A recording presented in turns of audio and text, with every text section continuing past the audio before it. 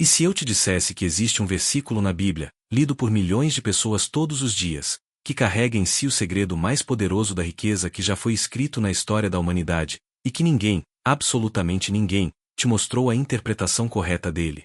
Napoleão Hill passou mais de 20 anos estudando os homens mais ricos do mundo, entrevistou 500 milionários, decodificou padrões invisíveis de ameaças, e no fim de tudo, ele chegou a uma conclusão que vai te chocar. A riqueza não começa no mercado financeiro, não começa no seu salário, não começa em nenhuma oportunidade externa. Ela começa em um único lugar. E esse lugar é a sua mente. Mas o que poucos sabem é que muito antes de Napoleão Hill, muito antes de qualquer especialista em atenção de riqueza, muito antes de qualquer treinador ou livro de autoajuda, esse segredo já estava escrito, codificado em palavras antigas, esperando para ser revelado por quem tivesse olhos para ver. Os mais ricos do mundo sabem disso. Warren Buffett sabe. Os Rockefeller sabiam. E agora você está prestes a descobrir. Inscreva-se neste canal agora mesmo e deixe o seu gostei nesse vídeo, porque o que você vai aprender aqui vai mudar completamente a forma como você vê o dinheiro, as ameaças e o propósito da sua vida. Existe uma lei universal, confirmada tanto pela ciência quanto pela espiritualidade, que determina quem prospera e quem permanece nas deficiências, e ela está escondida dentro de um versículo que você provavelmente já leu sem perceber o que ele realmente significa. A maioria das pessoas passa a vida inteira exigindo a Deus por riqueza, por abundância, por uma virada, sem saber que a resposta para tudo isso já foi dada há milhares de anos. Napoleão Hill chamou isso de o grande segredo. A Bíblia chamou de outra forma. E quando você entende a conexão entre os dois, algo dentro de você vai despertar para sempre. Fique até o final deste vídeo, porque a revelação que está reservada para os últimos minutos tem o poder de transformar completamente sua relação com a prosperidade. Isso não é promessa vazia. Isso é o conhecimento que os ricos protegem e que o sistema nunca quis que você descobrisse. O versículo que os ricos leram de forma diferente. Existe um versículo na Bíblia que foi lido por bilhões de pessoas ao longo de milênios, traduzido para centenas de idiomas, repetido em sermões, estudos bíblicos e cultos ao redor do mundo inteiro, e mesmo assim, a esmagadora maioria de quem o leu jamais viu o que ele realmente significa. Não porque seja difícil de entender, mas porque ninguém jamais parou para olhar para ele com os olhos certos. Esse versículo está em Provérbios 23, 7, e ele diz o seguinte: porque assim como imagina em sua alma, assim ele é. 7 palavras. 7 palavras que contêm, em sua estrutura mais simples, o princípio mais poderoso que existe sobre a criação da riqueza, da prosperidade e de qualquer realidade que um ser humano deseje manifestar em sua vida. E o mais impressionante de tudo é que esse princípio não é novo, não foi inventado por nenhum treinador moderno, não surgiu em nenhum livro de autoajuda contemporâneo. Ele estava lá, preservado em um texto com mais de 2000 anos de existência, esperando para ser visto por quem tivesse olhos preparados para enxergá-lo. Napoleão Hill tinha esses olhos.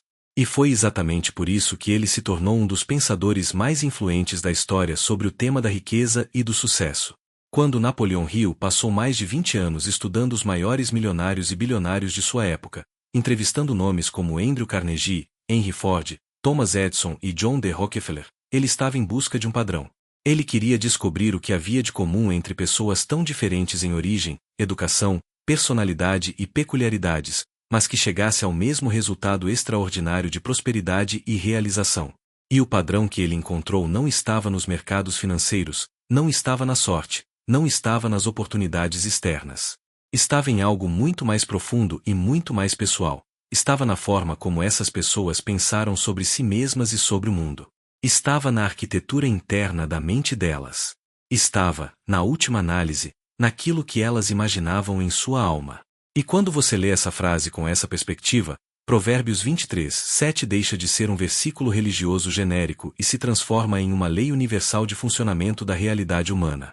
Pense nisso por um momento com uma analogia simples. Imagine que a sua mente é um solo. Esse solo não tem escolhas, não tem julgamentos, não escolhe o que vai agradar nele. Ele simplesmente produz aquilo que você planta. Se você planta pensamentos de escassez, de limitações, de indignidade, o solo da sua mente vai cultivar uma realidade que reflete exatamente esses pensamentos. Se você planta pensamentos de abundância, de propósito, de possibilidade, o mesmo solo vai começar a organizar a sua percepção, as suas decisões e as suas ações de uma forma completamente diferente, abrindo caminhos que antes pareciam invisíveis. Não porque o mundo mudou, mas porque você mudou. E quando você muda por dentro, o mundo que você vê e as oportunidades que você consegue mudar junto. Isso é o que Provérbios 23:7 está dizendo. Assim como você imagina em sua alma, assim você é. E assim como você é, assim é a sua realidade. A maioria das pessoas lê esse versículo e o interpreta como uma observação sobre caráter ou sobre hipocrisia, e de fato, no contexto original do capítulo, Salomão está falando sobre um homem que finge ser generoso mas por dentro é avarento. Mas os grandes pensadores das ameaças enxergaram nessa mesma frase uma verdade muito maior, que transcende o contexto imediatamente e aponta para um princípio de funcionamento da realidade humana que é universal e atemporal. Napoleão Hill não citou Provérbios 23:7 explicitamente em Quem Pensa Enriquece, mas toda a filosofia desse livro extraordinário está construída sobre esse mesmo fundamento. Quando ele diz que tudo começa com um desejo ardente, quando ele fala sobre a fé aplicada, quando ele descreve o poder do subconsciente, ele está essencialmente expandindo e sistematizando o que Salomão escreveu em uma única frase há mais de 3.000 anos. A verdade é que Hill encontrou na sabedoria dos ricos de sua época a confirmação de algo que já havia sido revelado muito antes, e ele teve a genialidade de traduzir isso em um sistema prático que qualquer pessoa pudesse aprender e aplicar. E aqui está o ponto que vai fazer toda a diferença para você a partir de agora. O problema não é que as pessoas não conheçam esse versículo. O problema é que elas o leem e não vivem como se fossem verdade. Existe uma diferença enorme entre saber que o pensamento cria a realidade e realmente operar a partir dessa crença no dia a dia. A maioria das pessoas vive em uma contradição silenciosa e devastadora. Por fora, elas desejam querer derrotas, rezam por abundância, declaram que merecem o melhor. Mas por dentro, no silêncio da sua alma, no espaço mais honesto do seu pensamento, elas carregam imagens de si mesmas que não condizem com nada disso. Elas se imaginam como pessoas que nunca têm dinheiro suficiente. Se imagine como alguém que sempre chega atrasado na oportunidade. Se imagine como quem veio de uma família humilde e por isso tem um teto invisível que não pode alcançar. E o solo da mente, fiel e implacável, produz exatamente o que foi plantado nesse nível mais profundo. Os ricos leram esse versículo, ou descobriram esse princípio de alguma outra forma, e fizeram uma escolha que a maioria nunca fez, a escolha de assumir o controle absoluto sobre o que imaginam em sua alma. Rockefeller tinha o hábito de se sentar em silêncio todos os dias e construir mentalmente, com riqueza de detalhes, a visão do que ele desejava criar. Ford acreditava que a forma era tão inabalável na previsão do motor de 8 cilindros que manteve sua equipe trabalhando por um ano inteiro sem resultado, recusando-se a aceitar o impossível como resposta, até que a solução surgisse. Carnegie realizou sua missão de vida com tanta clareza e certeza interna que, mesmo quando ainda era um jovem trabalhador sem recursos, ele agia, planejou e se comunicou como alguém que estava no caminho da grandeza. Esses homens não eram diferentes dos outros porque tinham mais sorte. Eram diferentes porque controlavam o que imaginavam, e por isso controlavam o que se tornavam.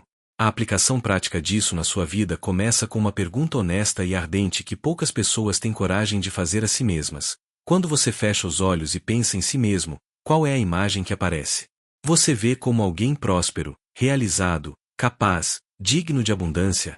Ou você vê como alguém que luta, que sofre, que sempre está a um problema de distância do colapso?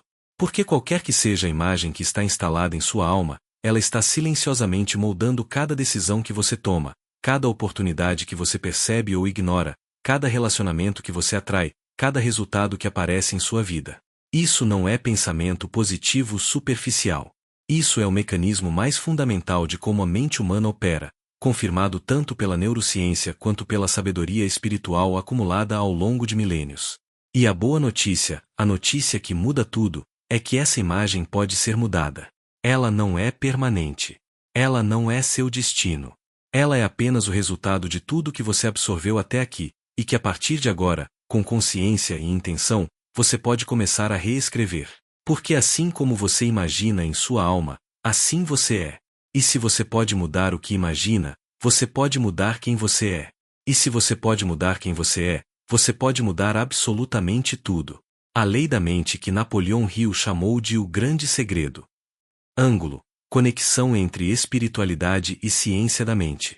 Napoleão Hill passou mais de 20 anos de sua vida obcecado com uma única pergunta: Porque algumas pessoas acumularam riqueza extraordinária enquanto outras, com o mesmo nível de inteligência, a mesma quantidade de horas trabalhadas e até circunstâncias externas semelhantes, permanecendo na mediocridade ou na escassez de uma vida inteira. Essa pergunta o levou a entrevistar mais de 500 dos homens mais bem-sucedidos da história americana, e a resposta que ele encontrou era ao mesmo tempo simples e profundamente perturbadora para quem ainda acredita que o sucesso é uma questão de sorte, de herança ou de oportunidade. Hill descobriu que existe uma lei. Não é uma lei criada por governos ou por instituições humanas, mas uma lei de funcionamento da mente que opera com a mesma precisão e inevitabilidade que a lei da gravidade. Ele chamou de muitas formas ao longo de sua obra, mas o nome que ficou gravado na história foi simplesmente o grande segredo. E esse segredo, quando você realmente o compreende e começa a aplicá-lo com intenção, tem o poder de mudar absolutamente tudo em sua vida.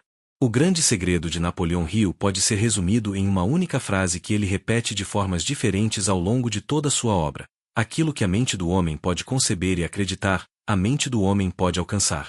Parece simples. Parece até óbvio quando você lê pela primeira vez. Mas a profundidade dessa afirmação só se revela quando você começa a entender o mecanismo por trás dela, quando você para de tratar isso como uma frase motivacional e começa a enxergá-la como uma descrição literal de como a mente humana funciona. E é aqui que a coisa fica realmente fascinante, porque o que Hill descobriu através da observação empírica dos ricos, a ciência moderna foi confirmada através da neurociência, da psicologia cognitiva e do estudo do comportamento humano. Existe uma estrutura dentro do seu cérebro chamada sistema de ativação reticular, um conjunto de neurônios no tronco cerebral que funciona como um filtro de atenção.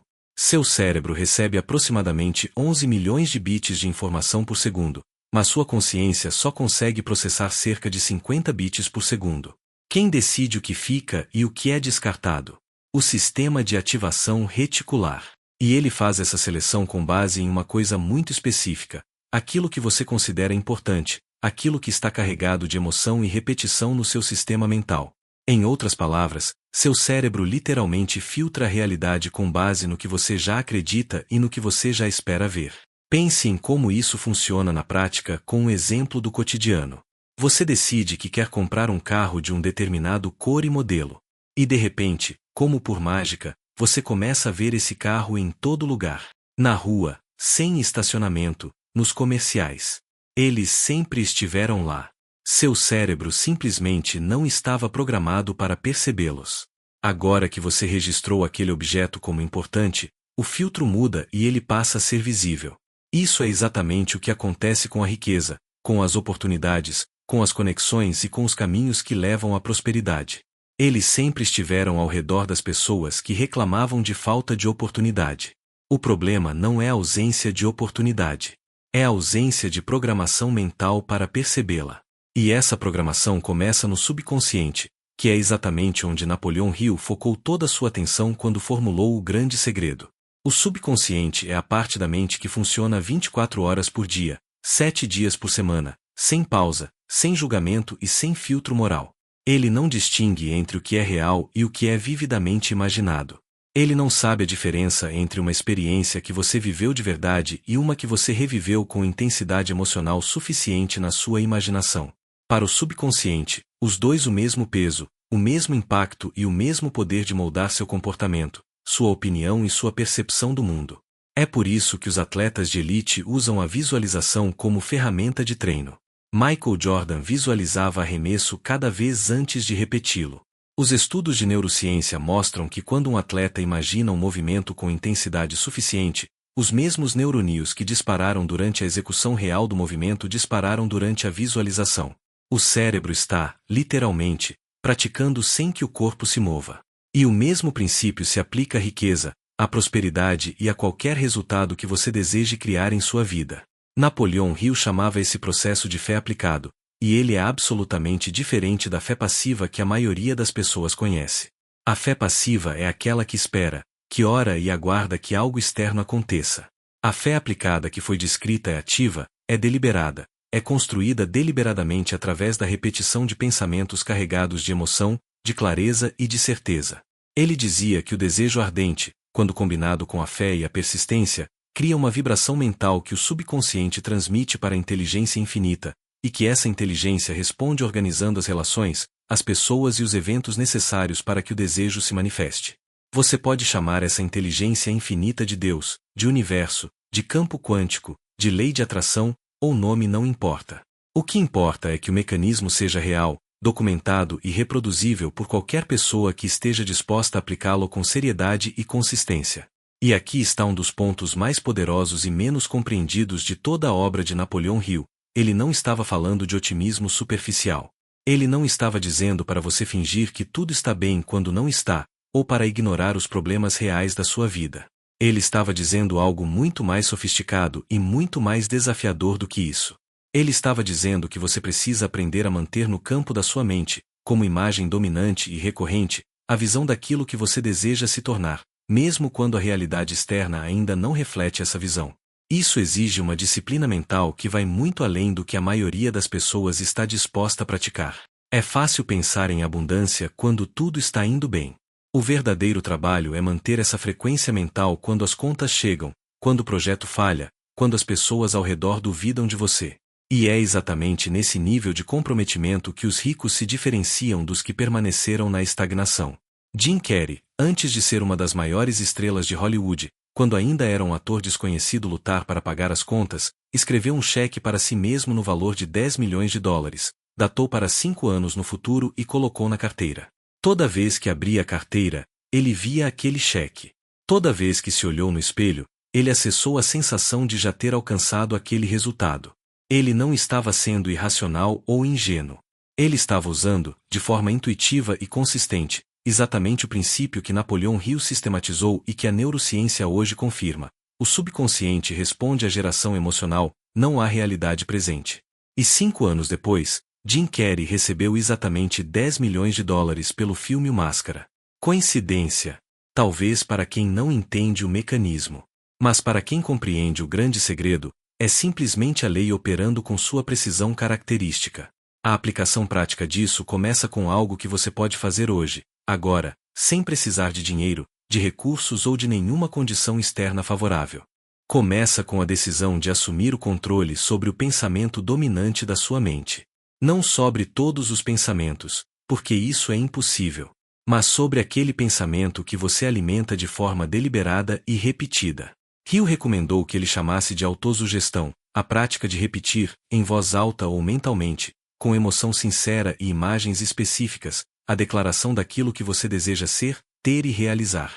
Não como uma lista de desejos, mas como uma afirmação do estado que você está criando no seu subconsciente agora. A Bíblia, séculos antes, já havia dito o mesmo de uma forma diferente quando Paulo escreveu em Filipenses: pensai nas coisas que são verdadeiras, honestas, justas, puras, amáveis e de boa fama. Não é coincidente. É o mesmo princípio sendo descrito por linguagens e épocas diferentes, porque verdades universais não dependem de época para serem verdade. Depende apenas de alguém disposto a levá-los a sério ou suficiente para aplicar. E a pergunta que fica, a pergunta que vai determinar se esse conhecimento vai transformar sua vida ou permanecer apenas como uma informação interessante que você pegou um dia, é simples e direta. Você está disposto a ser essa pessoa? Porque a maioria das pessoas ora por riqueza e continua pobre. Este é provavelmente o tema mais polêmico e mais desafiador de todo este vídeo, e é exatamente por isso que ele precisa ser dito com clareza, com respeito e com a profundidade que merece. Porque o que você está prestes a ser revelado aqui não é uma crítica à fé, não é um ataque à religião e não é uma tentativa de diminuir a espiritualidade de ninguém. É exatamente o oposto.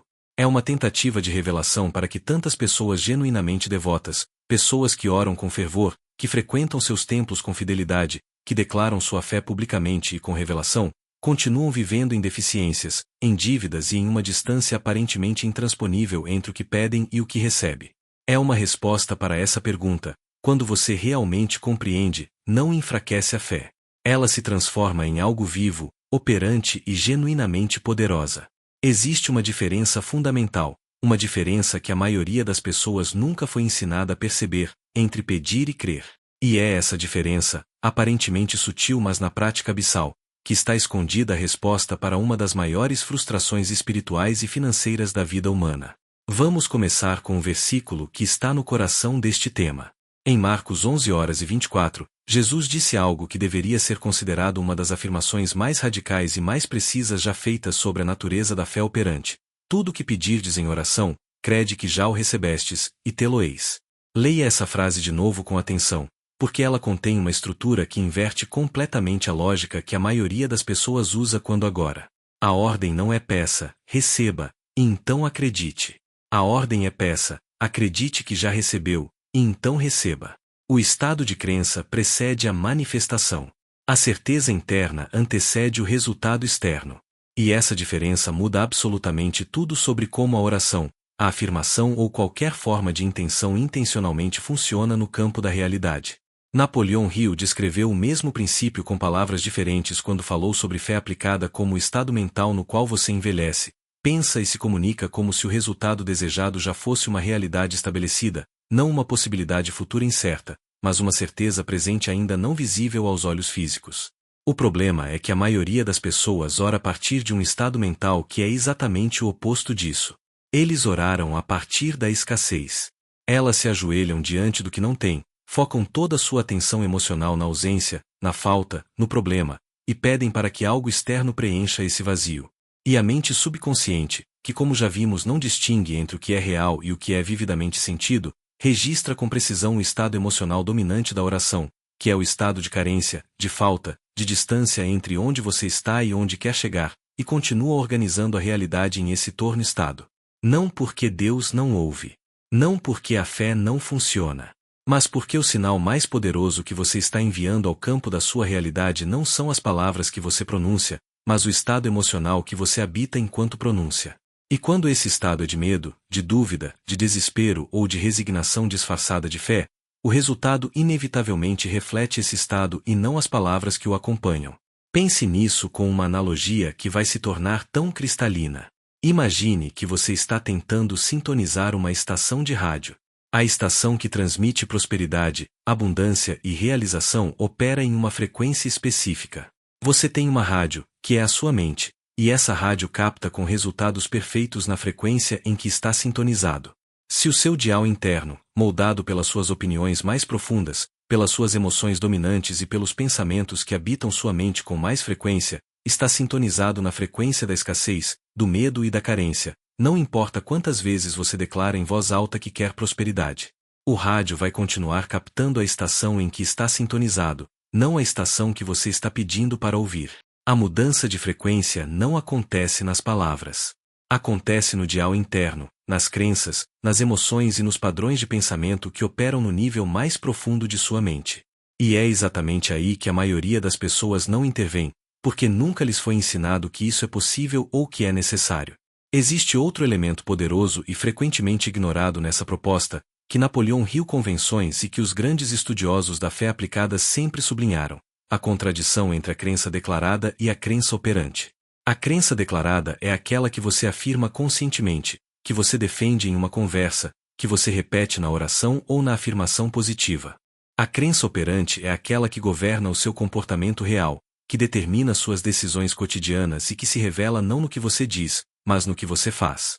E quando existe uma contradição profunda entre essas duas camadas, quando você declara que acredita na abundância mas toma decisões movidas pelo medo das deficiências, quando você afirma que merece riquezas mas sabota inconscientemente cada oportunidade que se aproxima, essa contradição não apenas neutraliza o poder de sua intenção consciente, como cria uma resistência interna que bloqueia o fluxo das prosperidades em sua vida.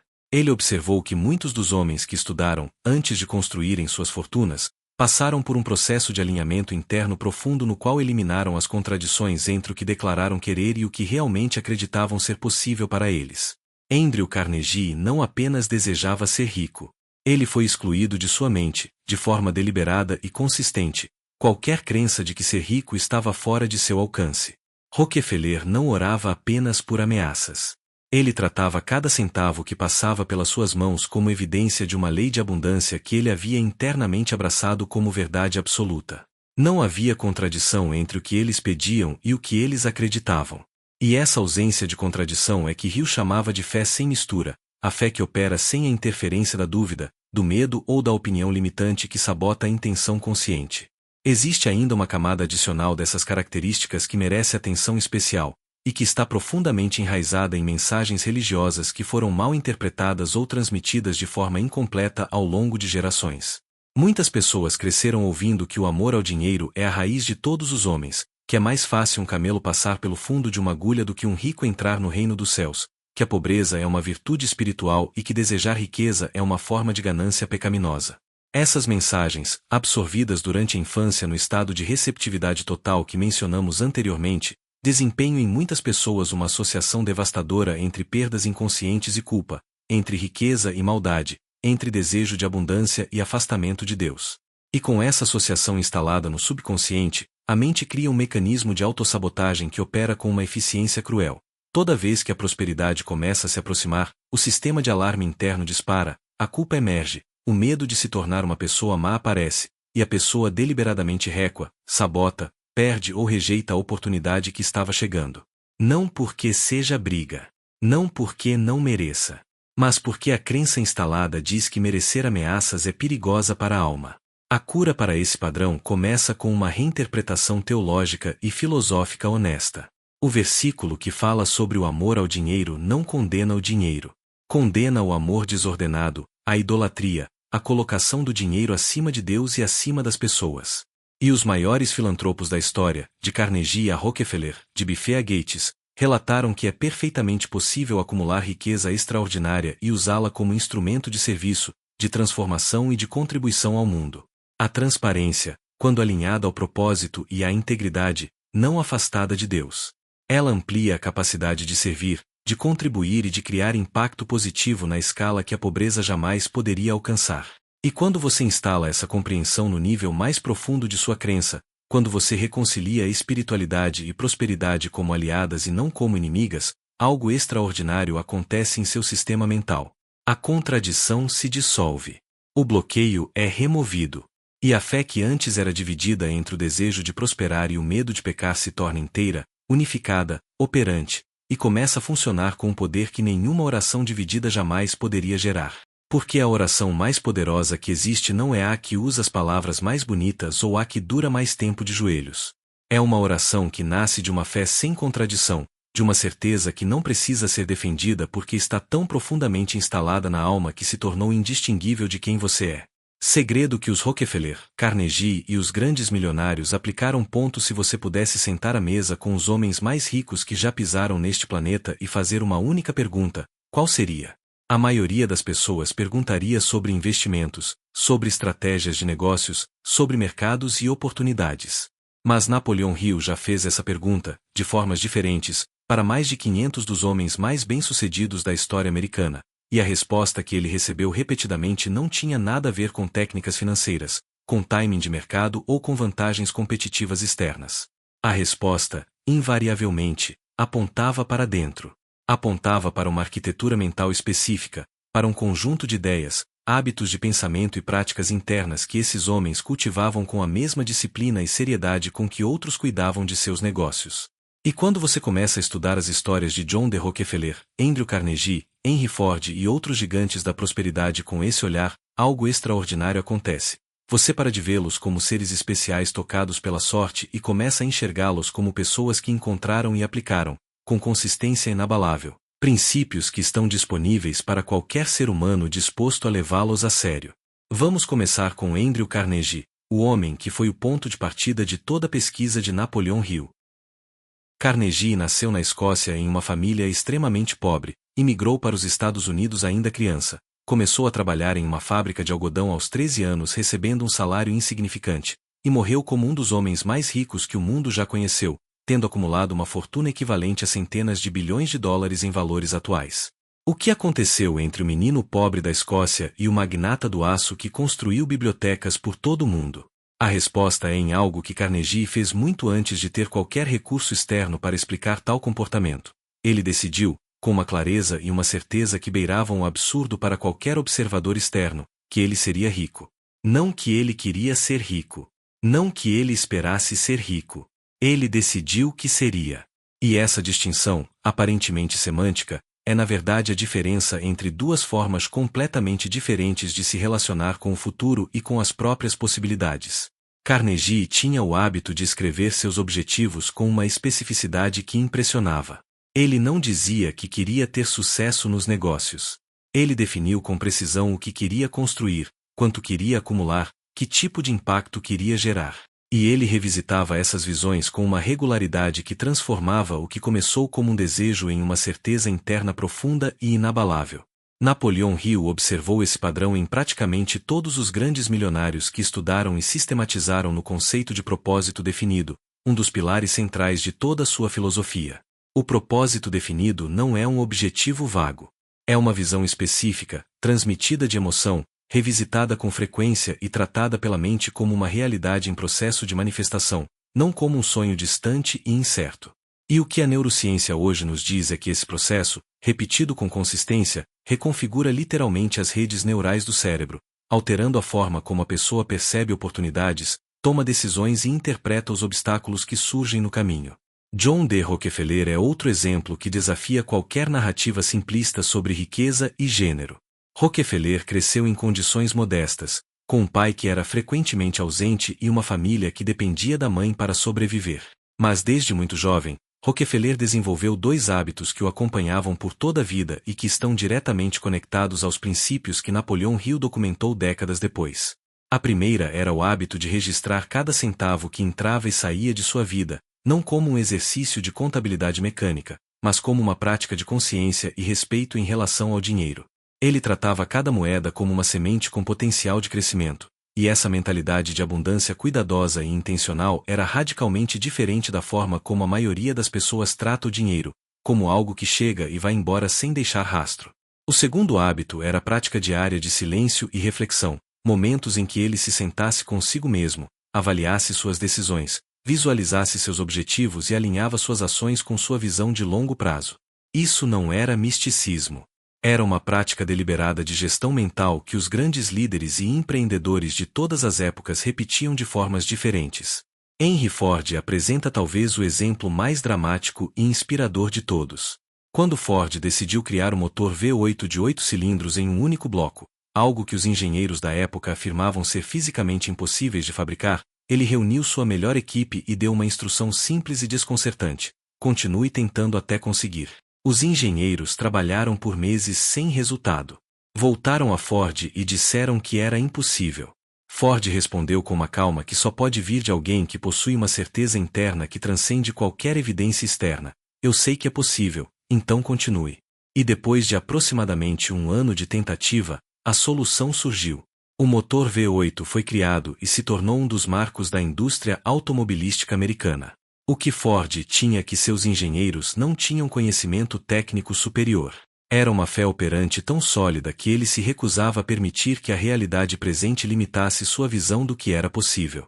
Napoleão Hill chamava isso de persistência, e ele a considerava uma das qualidades mais raras e mais valiosas que um ser humano pode desenvolver, porque é ela que mantém a chama acesa nos momentos em que todas as evidências apontam para o fracasso. Mas existe um elemento da história dos grandes milionários que Napoleão Hill estudou que recentemente recebe a atenção que merece, e que talvez seja o mais poderoso de todos: o conceito de mastermind. Hill observou que nenhum dos grandes milionários que construiu sua fortuna sozinho. Todos eles, sem exceção, cultivavam relacionamentos íntimos e deliberados com outras mentes que complementavam as suas, que desafiavam seu pensamento, que expandiam sua visão e que criavam um campo de consciência coletiva que era significativamente mais poderoso do que qualquer mente individual poderia gerar. Carnegie tinha seu círculo de conselheiros de confiança. Rockefeller construiu alianças estratégicas com cuidado e intenção. Ford rodeava-se de pessoas que tinham um conhecimento que ele não tinha, com a humildade de consideração seus limites e a sabedoria de compensá-los com as forças alheias. Hill sistematizou isso no conceito de aliança mastermind, e descreveu algo que vai muito além da ideia comum de networking ou de trabalho em equipe. Ele afirma que quando duas ou mais mentes se unem em harmonia em torno de um propósito comum, cria-se uma terceira mente invisível mas real, uma mente coletiva que tem acesso a recursos, insights e possibilidades que nenhuma das mentes individuais teria sozinha. E a Bíblia, mais uma vez, havia dito o mesmo séculos antes, quando afirmou em Eclesiastes que 2 são melhores do que 1, e que o cordão de 3 dobras não se rompe com facilidade. O que todos esses homens, e o que Napoleão Hill concorda como o denominador comum entre eles, Não é nenhuma habilidade técnica específica, nenhum mercado particular, nenhuma vantagem de nascimento. É uma combinação de propósito claro, fé inabalável, persistência diante dos obstáculos e a inteligência de construir ao redor de si um ambiente humano que amplifica e sustenta a visão. E aqui está a parte que mais importa para você, o ponto que transforma esse conhecimento histórico em algo vivo e aplicável na sua realidade hoje. Esses princípios não pertencem a uma época, a uma cultura ou a uma classe social. Eles são universais porque são baseados em como a mente humana funciona, em como a realidade responde à intenção sustentada e em como os relacionamentos certos podem se multiplicar exponencialmente, o que qualquer pessoa é capaz de alcançar sozinha. Rockefeller não tinha internet.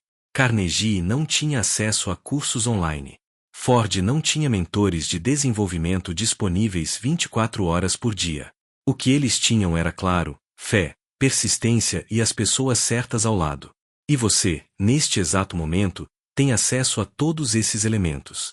A única questão que permanece é a mesma que sempre foi: o que você vai fazer com isso? Tema 5. Como reprogramar sua mente para a frequência da prosperidade.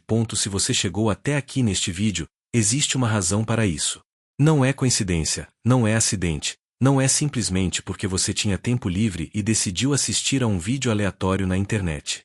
Existe algo dentro de você, uma voz, uma inquietação, uma chama que ainda não se apagou, que regular que a vida que você está vivendo ainda não é a vida que você sabe que é possível viver. E esse reconhecimento, essa tensão entre o que é e o que poderia ser, é o ponto de partida de tudo que está prestes a mudar. Porque agora chegou o momento mais prático e mais transformador de todo este vídeo. Chegou o momento em que saímos do campo das ideias e entramos no campo da ação real. Chegou o momento de falar sobre como você, concretamente, pode reprogramar sua mente para a frequência das borboletas. E a palavra reprogramar não é uma metáfora vaga. É uma descrição literal do que é possível fazer com o seu sistema mental quando você entende como ele funciona e aplica as ferramentas certas com consistência e intenção. A primeira coisa que você precisa entender, e que vai mudar completamente sua relação com o processo de transformação, é que a sua mente atual não é você. Ela é o resultado de anos de programação acumulada, de mensagens absorvidas na infância, de cerca de herdadas da família, da cultura, da religião e da sociedade ao redor. Pesquisas na área de psicologia do desenvolvimento mostram que até os 7 anos de idade, o cérebro humano opera predominantemente em áreas específicas da teta, o mesmo estado que os adultos experimentam em hipnose profunda. Isso significa que a criança absorve tudo ao redor sem filtro crítico, sem avaliação, sem a capacidade de dizer isso é verdade ou isso não serve para mim.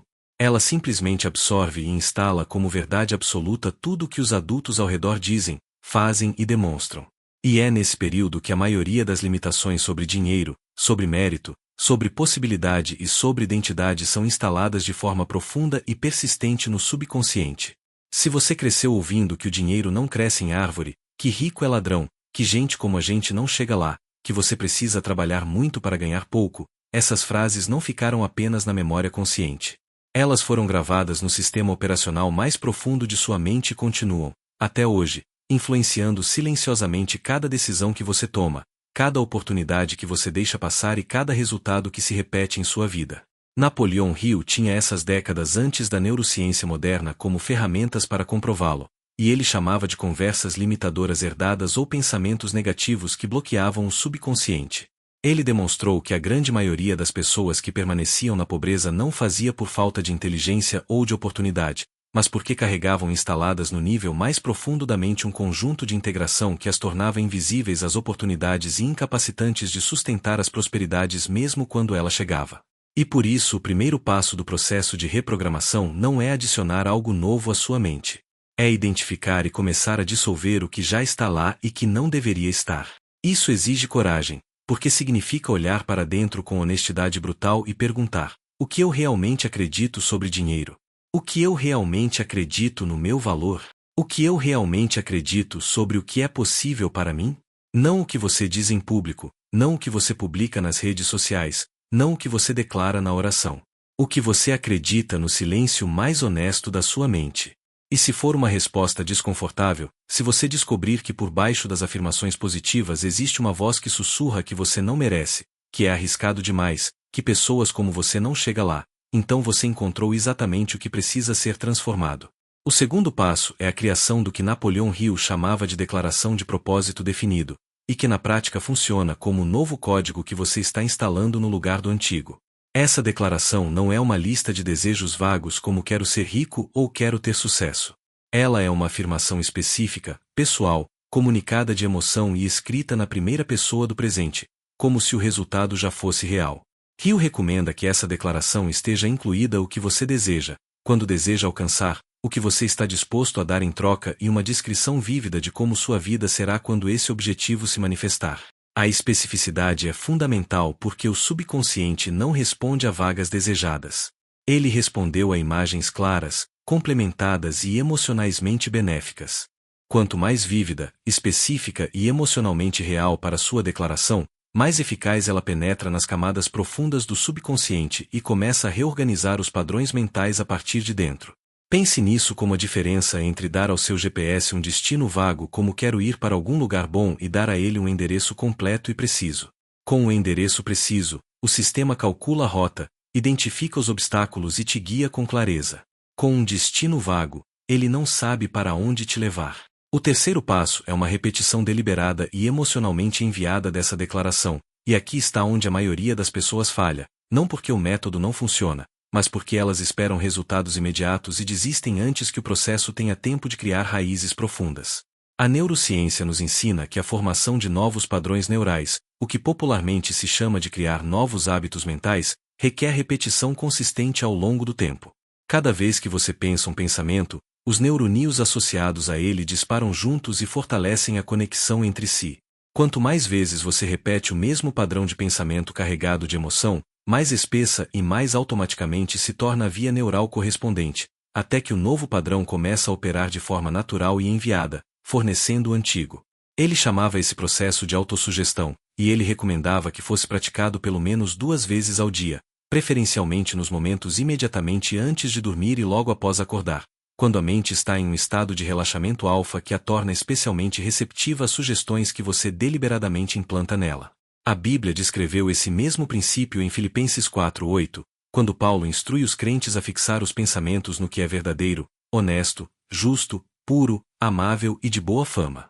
Essa não é uma instrução vaga sobre otimismo. É uma instrução precisa sobre gestão mental deliberada, sobre a prática de escolher ativamente o conteúdo que você permite dominar o espaço de sua mente, porque esse conteúdo determina as suas emoções, e as suas emoções determinam as suas ações, e as suas ações determinam os seus resultados. Paulo sabia, com a sabedoria que transcende as fronteiras do tempo, o que Hill documentou e o que a neurociência confirmou: você não é o que pensa envolvido. Você é o que pensa de forma dominante e repetida, com emoção e consistência. Existe uma ferramenta adicional que os grandes mestres da prosperidade conquistaram e que merece atenção especial: a visualização criativa com ancoragem emocional. Não se trata de simplesmente fechar os olhos e imaginar coisas boas como num devaneio passivo. Trata-se de construir, de forma deliberada e detalhada, uma cena mental específica que representa o seu objetivo já realizado, e de entrar nessa cena com todos os sentidos ativados, sentindo o que você sentiria, vendo o que você veria, ouvindo o que ouviria, e principalmente, experimentando a emoção de gratidão, de realização e de certeza que acompanha esse estado. Jim Carrey fez isso. Michael Jordan fez isso. Oprah Winfrey fala abertamente sobre como visualizou cada grande conquista de sua vida antes de ela acontecer. E Rockefeller, Carnegie e Ford fizeram versões desta mesma prática muito antes de existir qualquer linguagem técnica para descrevê-la. A gratidão antecipada é especialmente poderosa porque ela cria no sistema emocional o estado que corresponde ao resultado desejado, e o subconsciente, incapaz de distinguir entre o que é imaginado com intensidade e o que é real, começa a operar como se o resultado já existe, alinhando percepções, decisões e comportamentos na direção de sua manifestação. O quarto e talvez mais negligenciado elemento do processo de reprogramação é o ambiente humano ao seu redor. Napoleão Hill era categórico sobre isso. Você se torna a mídia das 5 pessoas com quem passa mais tempo. Não porque as pessoas ao redor te forçam a ser de um jeito ou de outro, mas porque a mente humana é profundamente social e absorve, de forma quase involuntária, os padrões de pensamento, as opiniões e as expectativas das pessoas com quem convive de forma íntima e frequente. Se você está cercado de pessoas que acreditam que a vida é difícil, que o dinheiro é escasso e que sonhos grandes são engenhosidade, isso vai gradualmente contaminar seu campo mental, não importa algumas afirmações positivas que você repita pela manhã. Por outro lado, se você conseguir construir ao seu redor, mesmo que inicialmente através de livros, podcasts, vídeos e comunidades online, um ambiente mental e humano que respira possibilidade, que trata as prosperidades como naturais e que o desafia a expandir sua visão do que é possível, esse ambiente vai agir como um fertilizante poderoso para tudo que você está plantando no seu subconsciente. A reprogramação mental não é um ato solitário praticado em isolamento. É um processo que se acelera dramaticamente quando acontece dentro de um ecossistema de influências regulamentadas com a direção que você escolheu para sua vida. E uma boa notícia é que você pode começar a construir esse ecossistema hoje, com as escolhas mais simples sobre o que você lê, o que você ouve, o que você ajuda e com quem você escolhe passar o seu tempo mais precioso. A revelação final, o verdadeiro significado de buscar primeiro o reino. Chegamos ao momento que foi prometido desde o início deste vídeo. A revelação que muitos esperaram, que poucos realmente estão preparados para receber, e que tem o poder de se reorganizar completamente a forma como você enxerga a riqueza, as prosperidades e o propósito de sua vida. E ela está guardada em uma das frases mais conhecidas de toda a Bíblia, repetida em sermões, estampada em quadros, tatuada em peles, citada em discursos, e mesmo assim, interpretada de forma tão superficial e tão incompleta que perdeu quase todo o seu poder transformador na vida da maioria das pessoas que a conhecem. A frase está em Mateus 6:33, e Jesus a disse com uma explicitamente e uma autoridade que deveria ter parado o mundo: buscai primeiro o reino de Deus e a sua justiça, e todas essas coisas vos serão acrescentadas. Todas essas coisas. Não alguns. Talvez não. Não se você merecer ou se as circunstâncias permitirem. Todas essas coisas, incluindo tudo aquilo que você precisa, tudo aquilo que você deseja, toda a prosperidade, toda a abundância, toda a realização que um ser humano pode almejar. A promessa é total. A condição, aparentemente, é simples. Mas é exatamente na interpretação dessa condição que a maioria das pessoas tropeça e perde o acesso ao que esse versículo realmente oferece. A interpretação mais comum desse versículo é religiosa e passiva. Ore, vá à igreja, cumpra os rituais, seja uma pessoa de bem, e Deus vai providenciar o resto. E essa interpretação não é necessariamente errada em seu espírito, mas ela é radicalmente incompleta em sua profundidade. Porque quando Jesus falou no reino de Deus, ele não estava se referindo exclusivamente a uma instituição religiosa, a um conjunto de práticas externas ou a um destino pós-morte. Os próprios evangelhos registram Jesus dizendo, em Lucas 17:21, algo que deveria transformar completamente essa interpretação: o reino de Deus não vem com aparência exterior. Nem dirão, ei-lo aqui, ou, ei-lo ali, porque o reino de Deus está dentro de vós. Dentro de vós. Não há templo. Não há ritual. Não em lugar nenhum externo. O reino de Deus está dentro de você. E se buscar primeiro o reino significa buscar primeiro o que está dentro de você, então esse versículo não é uma instrução religiosa passiva. É um mapa de navegação interna para a prosperidade real e completa. Napoleon Hill, que estudou profundamente a conexão entre o estado interno da mente e os resultados externos da vida, chegou a uma conclusão que ecoa com perfeita harmonia esse ensinamento. Ele disse que o maior obstáculo entre qualquer pessoa e a prosperidade que ela deseja não é a falta de dinheiro, não é a ausência de oportunidades, não é a economia ou o governo ou as relações familiares. É a falta de alinhamento interno, a ausência de clareza sobre quem é essa pessoa, o que ela veio fazer no mundo e qual é o propósito que organiza e direciona toda a sua energia. Quando Hill fala em propósito definido, quando ele descreve o desejo ardente como o ponto de partida de toda riqueza, ele está basicamente descrevendo a prática de buscar primeiro o reino interior, de estabelecer primeiro a ordem interna, a esclarecer de missão, o alinhamento entre o que você pensa, o que você sente e o que você faz, antes de esperar que qualquer resultado externo se organize de forma favorável. Pense nisso através de uma analogia poderosa. Imagine um rio. Quando a nascente está limpa, quando a fonte está clara e fluindo com força e direção, o rio corre naturalmente para onde precisa ir, nutrindo tudo ao redor, criando vida, fertilizando margens, chegando ao seu destino com poder. Mas quando a nascente está bloqueada, quando há confusão na origem, o rio perde força, estagna, desvia para evitar que não o leve a lugar nenhum e pode até se tornar um pântano, uma acumulação de água parada que não serve nem a si mesma nem ao mundo ao redor. A nascente é o seu estado interior. O rio é a sua vida. E a prosperidade, a realização, a abundância em todas as suas formas, são os frutos naturais de um rio que flui com clareza, com força e com direção. Procure primeiro o reino é cuidar da nascente antes de se preocupar com o curso do rio. E aqui está onde a conexão entre Jesus e Napoleão Hill se torna tão precisa e tão revelada que é impossível ignorar. Hill concluiu o que chamou inteligência de infinito, uma força organizadora que permeia o universo e que responde à mente humana quando ela opera em um estado de claro, fé e propósito alinhado. Ele não colocou um nome religioso nessa força, porque queria que seu trabalho fosse acessível a pessoas de todos os que compartilham. Mas ele descreveu seu funcionamento com uma solução que qualquer estudioso da espiritualidade deve confirmar imediatamente. Quando você estabelece um propósito claro, quando você cultiva uma fé que não vacila diante das situações externas, quando você envelhece com integridade e em harmonia com algo maior do que seu ego imediatamente, você entra em um estado de alinhamento com essa inteligência que começa a organizar o mundo ao seu redor de formas que não podem ser totalmente explicadas pela lógica linear. Pessoas específicas aparecem. Oportunidades surgem de lugares inesperados. Soluções surgem para problemas que não são transponíveis. Não porque você foi sortudo, mas porque você buscou primeiro o reino interior e as demais coisas vieram a ser acrescentadas. Steve Jobs, que não era um homem religioso no sentido convencional, mas que tinha uma profundidade espiritual moldada por anos de prática de meditação zen, disse algo que se tornou uma das negociações mais poderosas da história do empreendedorismo moderno. Você não pode conectar os pontos olhando para frente, apenas olhando para trás. No momento em que você confia que os pontos se conectarão de alguma forma no futuro, você tem a liberdade de seguir seu coração mesmo quando ele te leva para fora do caminho convencional. E essa confiança foi o que fez toda a diferença na minha vida. Isso é buscar primeiro o reino. É agir a partir de um alinhamento interno tão profundo e tão genuíno que você confia no mesmo processo quando não consegue ver o resultado. E Jobs construiu uma das empresas mais valiosas da história humana operando a partir desse princípio, não da análise fria do mercado, mas do alinhamento apaixonado com uma visão interior que ele manteve mesmo quando todos ao redor duvidavam. A palavra justiça em Mateus 6:33, que em grego é dikaiosine e que muitas traduções tornam como retidão, carrega um significado que vai muito além da moralidade convencional.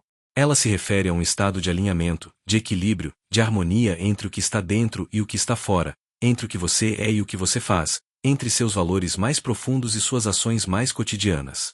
Buscar a justiça do reino é buscar essa integridade radical, esse estado onde não há divisão entre o que você pensa quando está sozinho e o que você apresenta ao mundo, entre o que você deseja para si mesmo e o que você contribui para os outros. É exatamente esse estado de integridade verificado que Napoleão Hill estabelece como base sobre qual toda a riqueza rigorosa é construída.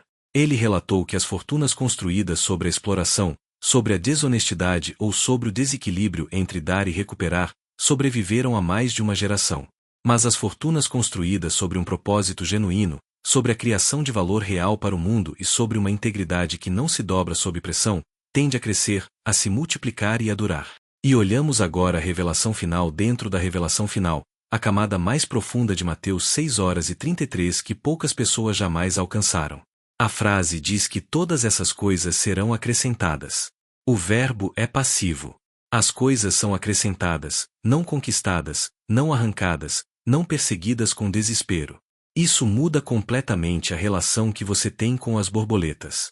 A maioria das pessoas persegue a riqueza como se ela fosse um animal que precisa ser caçado, e essa perseguição frenética, movida pela ansiedade e pelo medo da escassez, cria exatamente o estado interno oposto ao que atrai a abundância.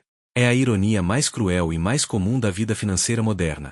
Quanto mais desesperadamente você persegue o dinheiro a partir de um estado de carência, mais você reforça no seu subconsciente a crença de que você está em falta, e mais você atrai situações que confirmam essa crença.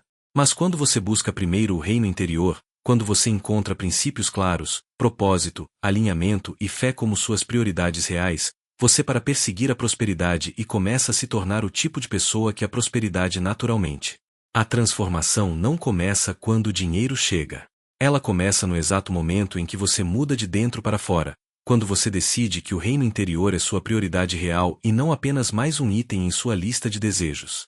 E é a partir desse momento, e somente a partir desse momento, que todas as demais coisas começam a ser acrescentadas à sua vida com uma naturalidade e uma abundância que antes eram impossíveis, mas que sempre estavam esperando por você do outro lado dessa decisão.